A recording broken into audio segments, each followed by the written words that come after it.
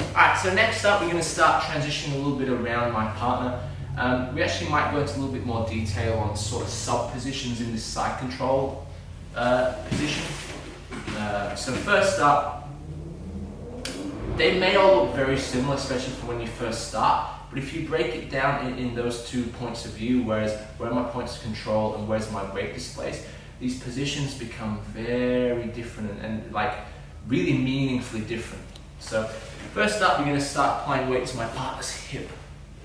So in this situation here, what's going to happen is I'm going to straighten my right leg and sprawl away, and then I'm going to push my hip through my partner's hip here. So now I'm loading my partner's hip with my hip.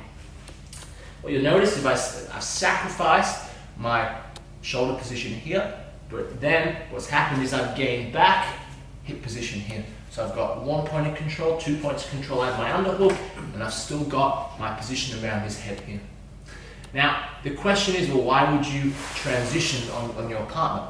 Well, you're not rolling with a grappling dummy. You're rolling with someone that's actively moving.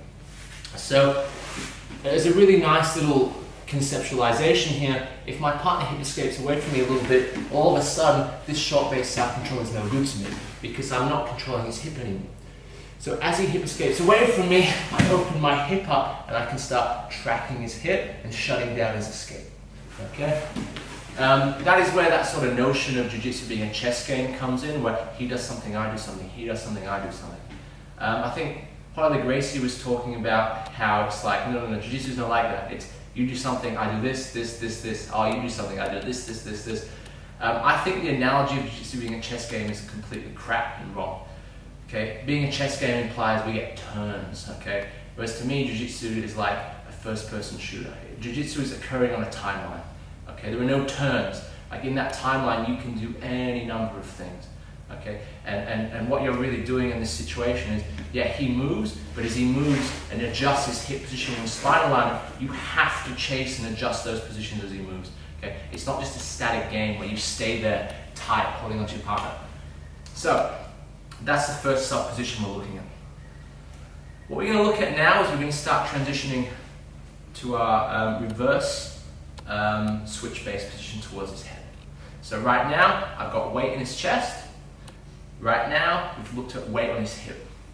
What we're going to look at now is applying weight to under my partner's shoulder. Okay? So I'm just getting it to slide back a little bit so it's sharp. Again, sort of what I see a lot is when we hit this transition here. So again, I'm just rock climbing over my partner. So I'm adjusting my point of control. Okay, I've got his head here. I'm still maintaining control of his head here. A lot of people pivot directly on this hip. Now this is bad for 2 reasons. Firstly, my base is narrow.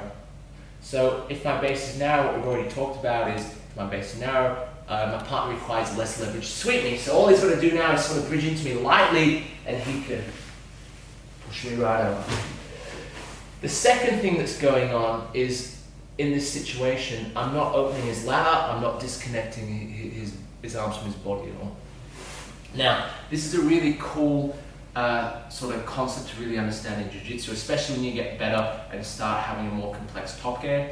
In relation to advancing your position when you're on top of someone, it's not as simple as side control, mount, back control, you win. In those positions, there are like subcategories of dominance, okay? And what you're really looking for in these positions is you're looking to disconnect your partner's lat. You're looking to unplug his elbow from his lat so that he can start applying less and less effective framing to you. And this is really, really obvious when you roll with bigger guys, okay?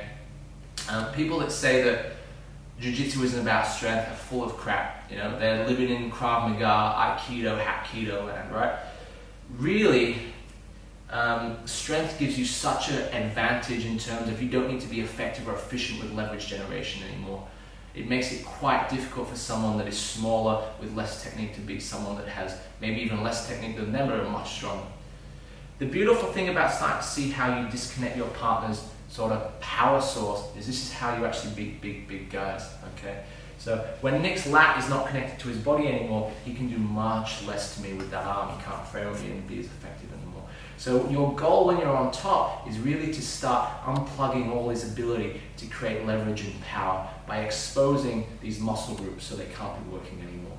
You know, being little and getting tapped out by a strong guy sucks, but it's still not an excuse, you know. Just because he tapped you because he's strong, it sucks, but you don't need to make an excuse for it, okay? Your accountability is on you in terms of developing a technique where you can break this big guy down so he can't use his strength effectively anymore.